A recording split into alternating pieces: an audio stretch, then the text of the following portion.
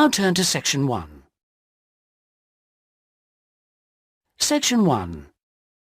You'll hear two tourists, Sally and Peter, talking in a coffee shop. First, you have some time to look at questions 1 to 5.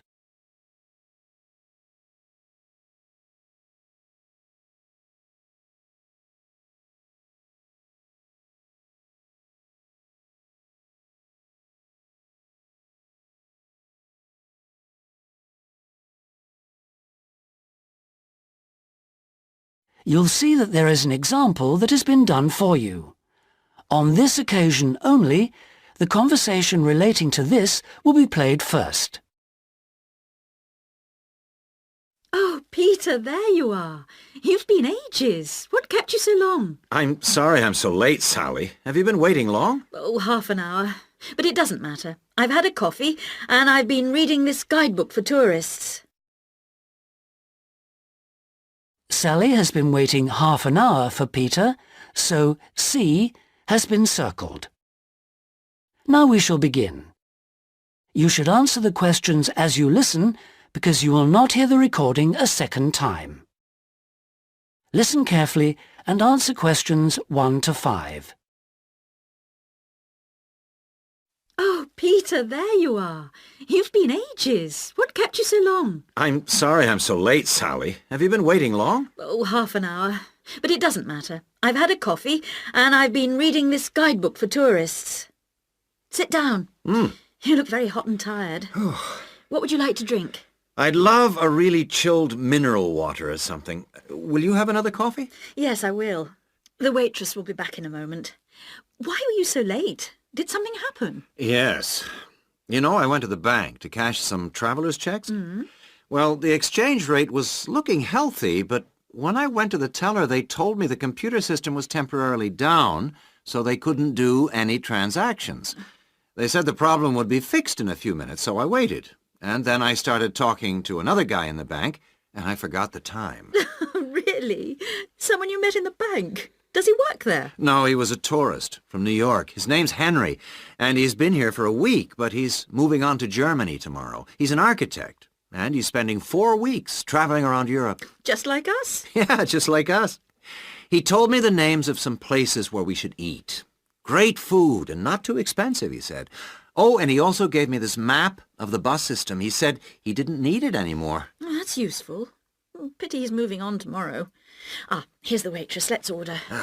Do you want anything to eat, or shall we just have a drink? Well, I'm hungry, and we've got a lot of sightseeing to do, so let's just have a snack and a drink. Sounds good to me. Before you hear the rest of the conversation, you have some time to look at questions 6 to 10.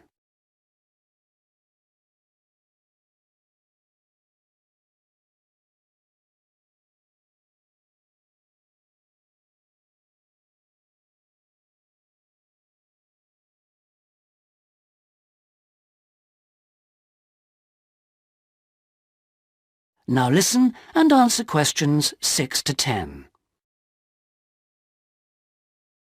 Well, let's decide what we'll see today. I guess the best place to start is the cathedral, and then the castle. What are the opening times for those two? Well, according to this guidebook, the cathedral is only open from 9:30 in the morning until midday. Oh, no, hang on. That's the Cathedral Museum. The cathedral itself is open morning and afternoon. The castle is just open from 1 to 5, so we can't go there until after lunch. I really want to spend some time in the art gallery, because they've got this wonderful painting by Rembrandt that I've always wanted to see. What else should we see? Well, the guidebook says the botanical gardens are worth spending some time in, and they're open all day from 8 to 6, so we can go there any time. I'd like to go to the markets near the river too, but, oh, no, wait, that's only in the mornings too. As well as today and tomorrow, we can see some other places on Monday, you know. But I don't think the markets will be open then. They only open on Thursdays, so we've missed them for this week. Maybe we should go to the cathedral today because it's Sunday tomorrow, and even though it's open every day, it might be more difficult to get in tomorrow because of the church services. That's true. But the art gallery isn't open on Sundays at all, so we'll have to go there today. The castle's open every day except Mondays, so we're okay there. And the gardens, of course, only close at night. Are all these places free, or do we have to pay to go in? What does the guidebook say? I think there's a charge for all of them, except the botanical gardens. Oh, and the markets. Of course you don't pay to go in. Okay. Well, it looks like our plan is this. We'll go to see the painting you like first, the Rembrandt, then have lunch and go on to the castle after that, and then the cathedral. Okay. It says here that the roof of the cathedral is really beautiful. Is that right? What I really want to do at the cathedral is climb the tower. The view is supposed to be spectacular. Okay, well, that'll be more than enough for today. Then tomorrow, let's go to the botanical gardens and have a picnic. I want to sit by the river and watch the swans. This city's famous for them. That is the end of section 1.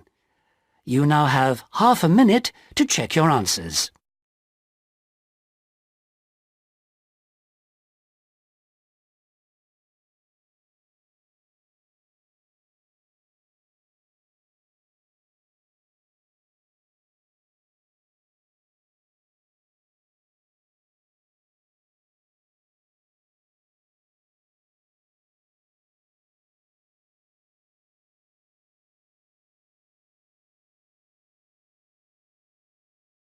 Now turn to section 2.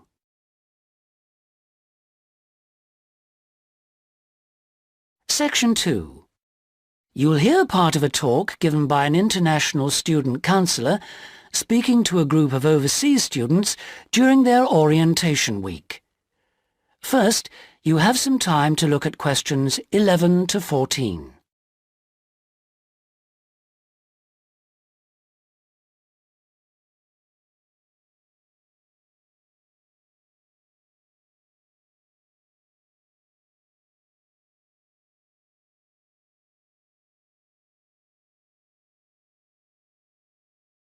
Now listen carefully and answer questions 11 to 14. So the counseling services we offer deal with any problems arising from your studies or in your life outside the university. Let's take academic counseling. If you're confused about subjects or how to combine them in your degree, then we can advise you and discuss the career you are aiming for so that you can see it all in context. We can also chase up your tutor if you're not getting proper feedback on how you are getting on in your subject. Besides help with academic problems, you may also need personal counseling. If you think you're already under stress, well, just wait till classes begin next week. You'll have to start adjusting to teaching and learning methods that may be unfamiliar to you, as well as the mounting pressure as the deadline for that first assignment creeps up on you. And of course you have to cope with all this without your usual social network. You know, the social contacts, family and friends you could normally rely on for help. All of this causes anxiety. Studying overseas can trigger a personal crisis. You may have left a lot of what you might call unfinished business back in your own country. Or you may have interrupted personal relationships or even sometimes have broken them off to come overseas. And so the student often feels lonely, unhappy, unmotivated, and unable to concentrate on studying. Or there may be other things bothering you. Our resident chaplain can offer you spiritual guidance if that's what you want, or we can put you in touch with community groups that can provide you with social contacts and friendship. Before you hear the rest of the talk, you have some time to look at questions 15 to 20.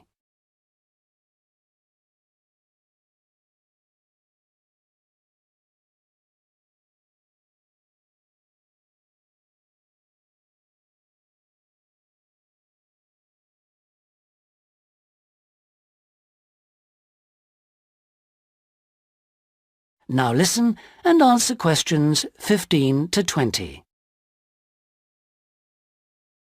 What about exam stress? It affects nearly everyone to some extent, but especially overseas students like yourselves, there may be a huge amount of family pressure on you to succeed. And if you fail a subject, or drop out of a course because it's too difficult, then your self-esteem can suffer. But it's not the end of the world if you don't pass an exam. I had to resit first-year anthropology, so I can certainly offer you a sympathetic ear. Anyway, exam failure can lead to worrying changes in the way you normally behave.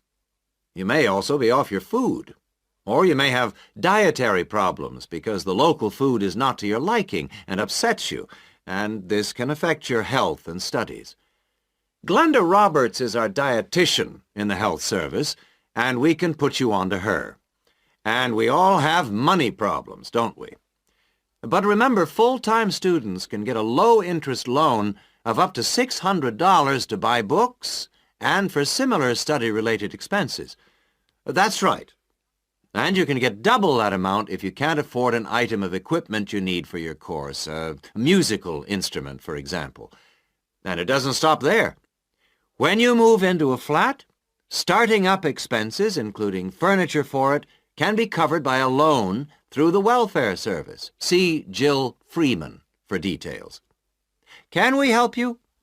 Well, last academic year, in spite of staff cuts, we counseled 240 international students for a total of 2,600 hours counseling. And finally, we won all but just one of the 12 appeals that we launched on behalf of students. Not too bad for an understaffed service, don't you think? That's all from me. Thank you. That is the end of Section 2. You now have half a minute to check your answers.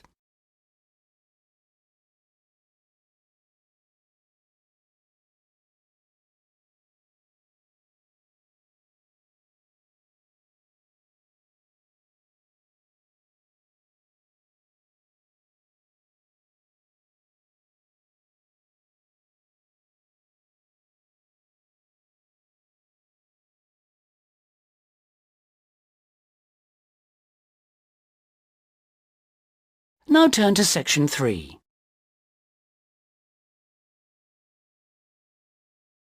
Section 3. You'll hear three friends discussing an assignment they're going to work on together. First, you have some time to look at questions 21 to 26.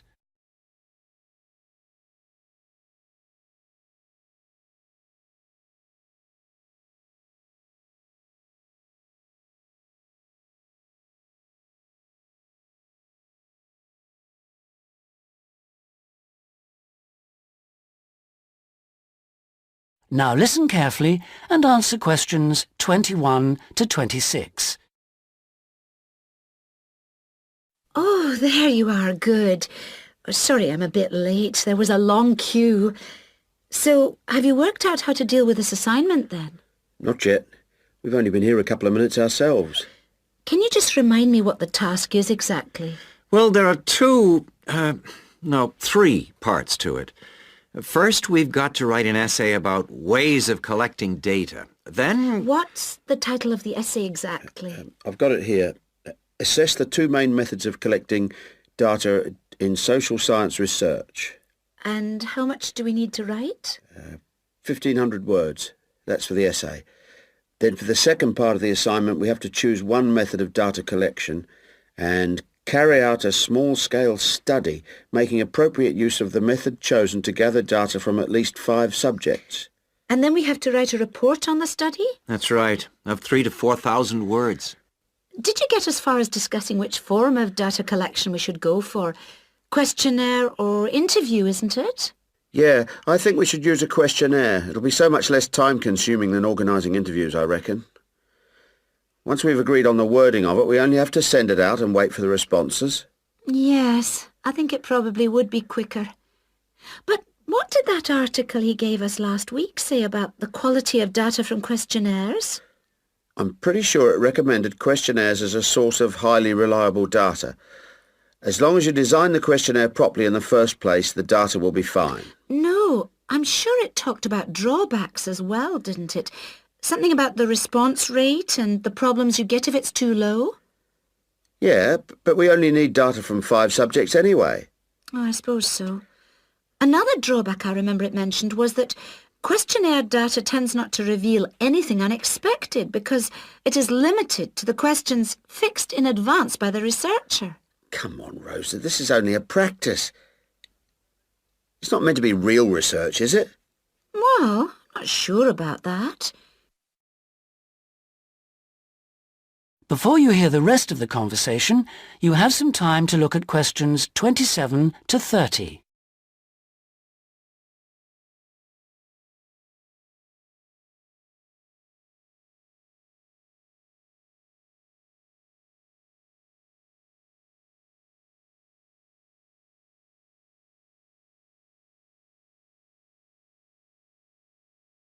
Now listen and answer questions 27 to 30.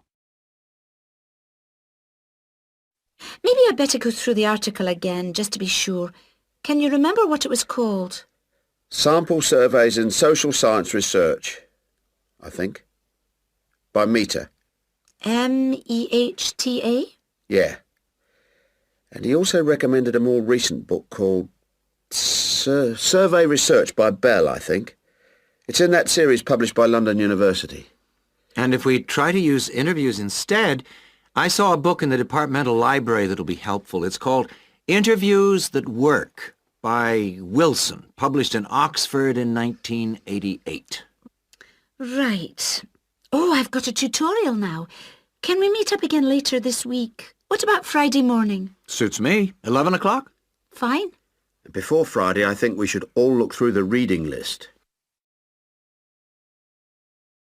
That is the end of section 3. You now have half a minute to check your answers.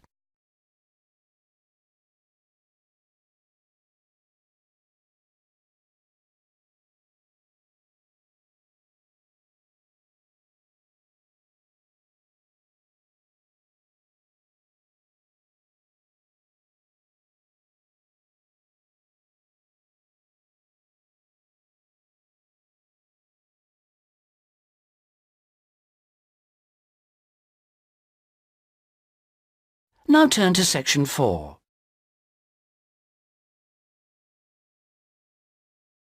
Section 4.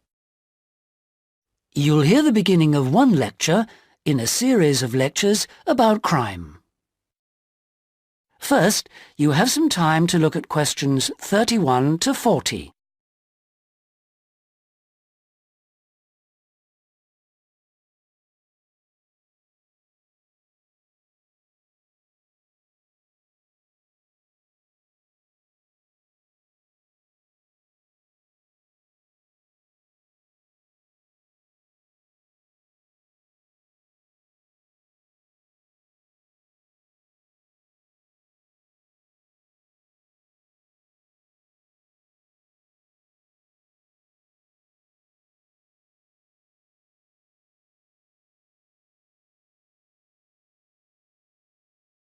Now listen and answer questions 31 to 40.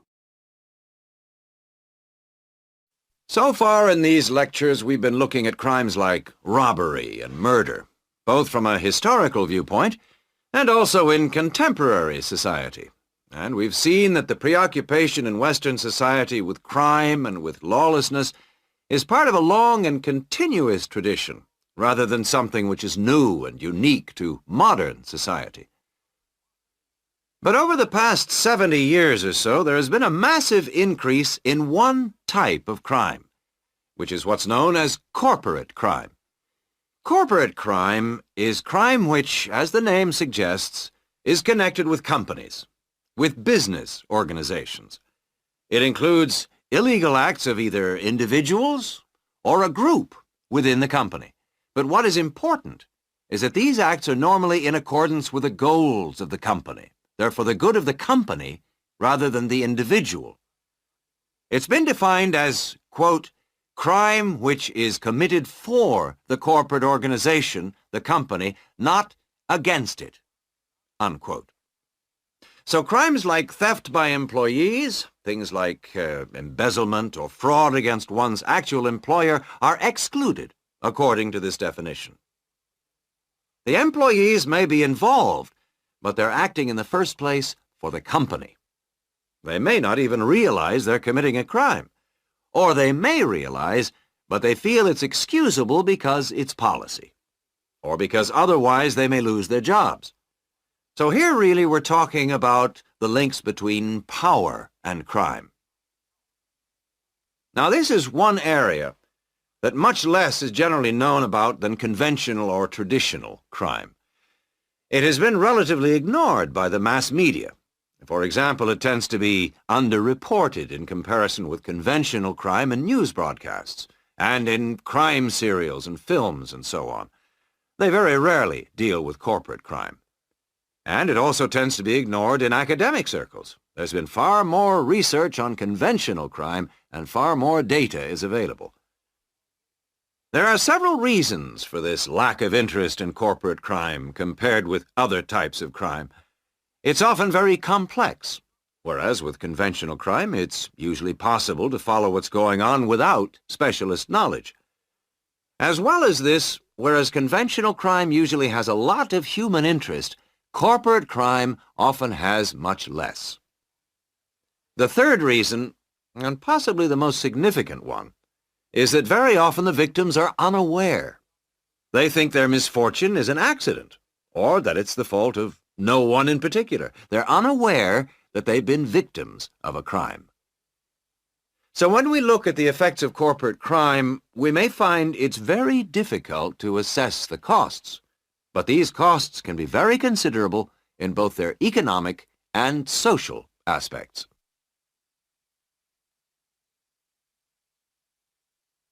Let's look at the economic costs first.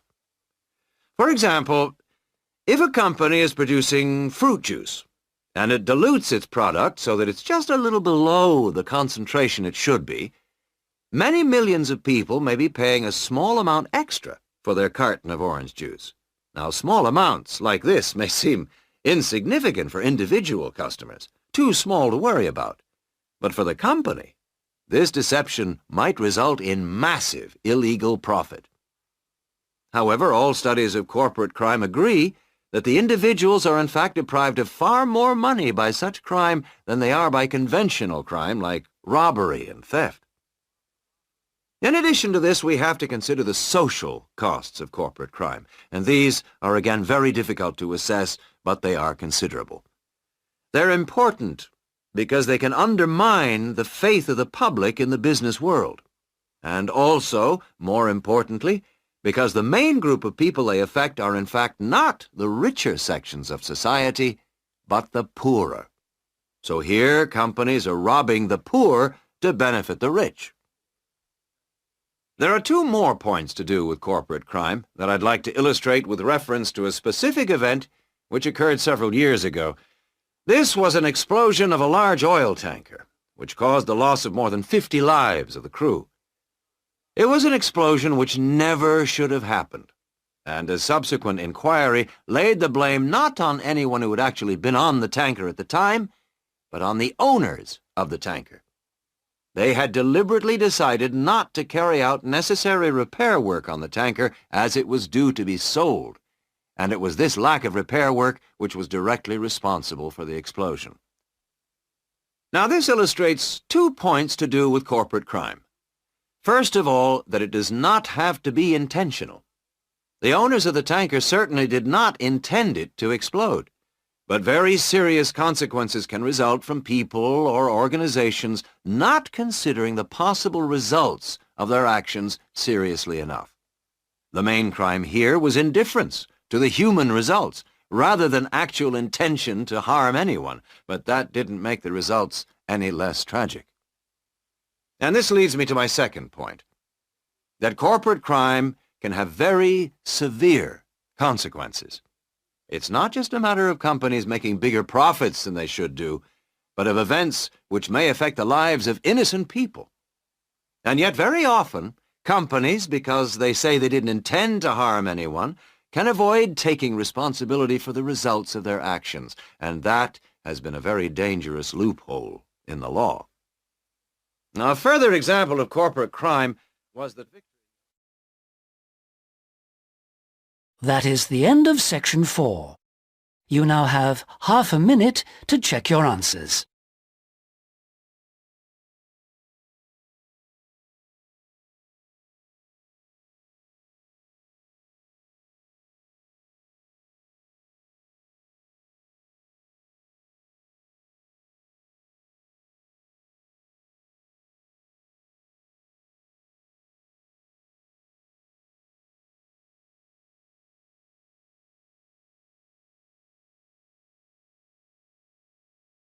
That is the end of the listening test. In the IELTS test, you would now have 10 minutes to transfer your answers to the listening answer sheet.